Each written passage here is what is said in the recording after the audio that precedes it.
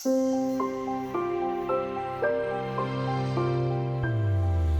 well documented that all over the world, levels of financial literacy need improving.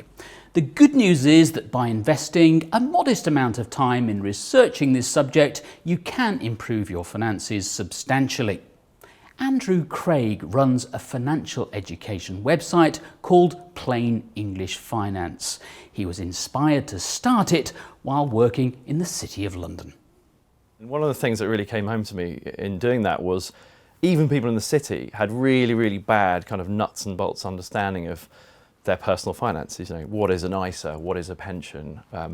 What are stock markets? What's inflation? What are interest rates? But I started Plain English Finance as a sort of angry young man as a reaction to that. And our guiding principle ever since I did that has really been to improve the financial affairs of as many people as we can.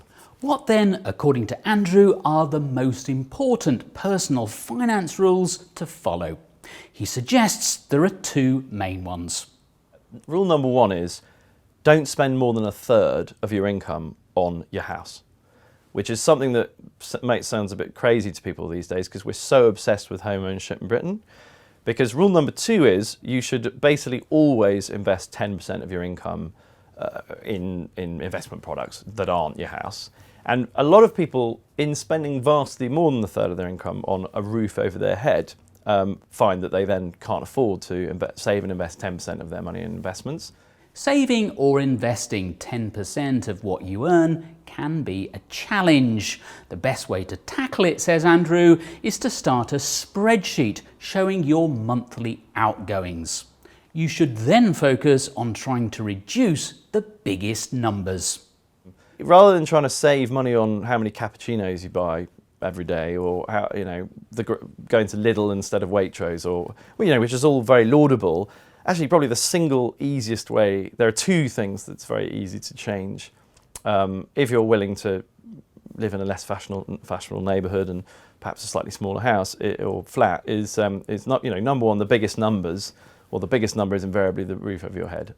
And then the second one down the road, or down the sort of spreadsheet from that, tends to be cars. Too many people, particularly, dare I be slightly sexist and say, particularly men, rush to buy a really flash, expensive car prematurely.